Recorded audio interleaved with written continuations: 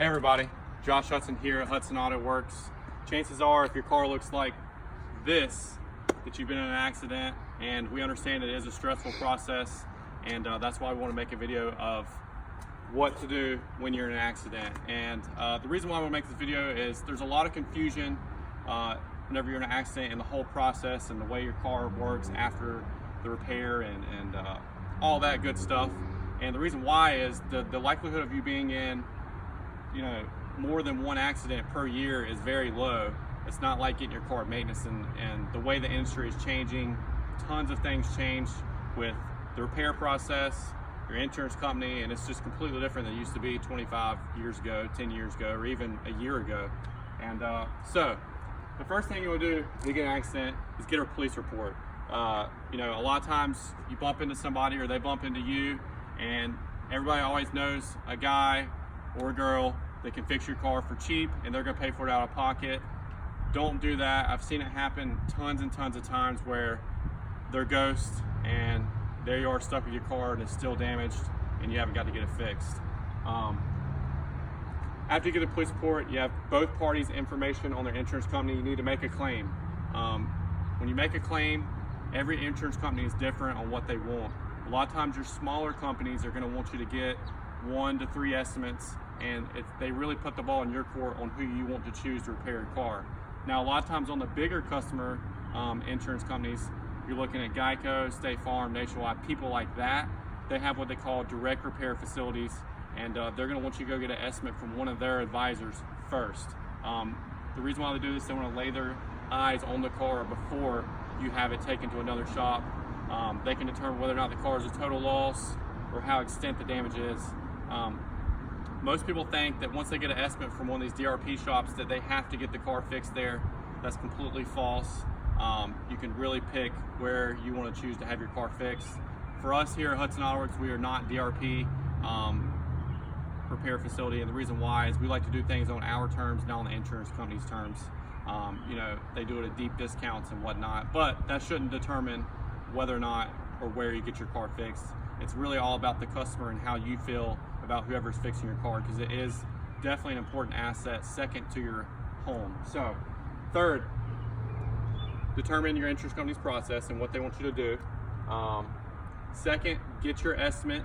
The first estimate, we have this happen a lot. Say you get your car, you get an estimate at one shop versus the other. In the initial estimate, it's very hard to determine all the damage. In most cases, if your car is hit rather well. And I'll show you right here why. So this is a Nissan Versa that came in last week. Obviously, it's pretty obvious that it needs a fender, it needs a headlight, it needs a bumper.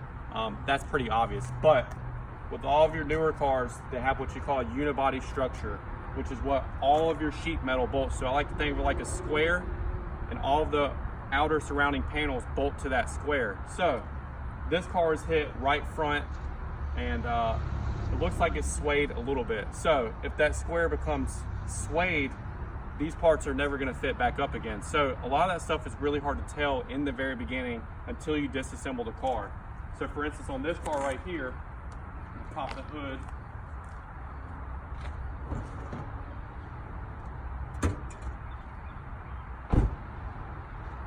You can already tell the hood's already misaligned over here.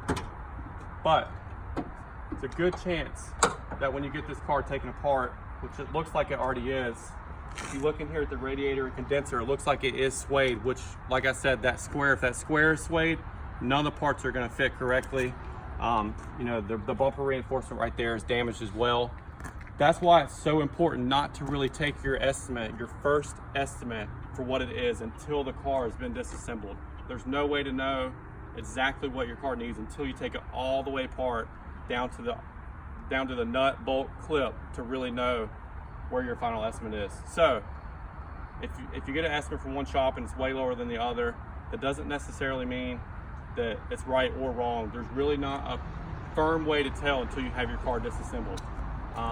Second, after you choose who you want to repair your car, you're going to evaluate their estimate and you're going to go over the repair plan with that company that you choose.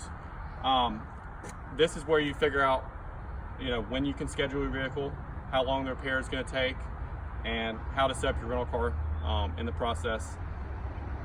The repair facility that you do pick for that, we like to give our customers a ride to Enterprise if they need it. Whatever we can do to help the customer, because we understand it's a huge inconvenience in your work life, your personal life, and that's why we're here to help. But you're gonna get your estimate, you go over your repair plan, they can get you back in the car as fast as they can. And lots of times, if you take the car apart in the beginning, it makes the process go a whole lot faster in the end. I hope this video helped. Hope that you are not in an accident in the near future, but if you are, we hope to make the process easier with this video. Hope you'll have a great day. Thank you for choosing Hudson Auto Works.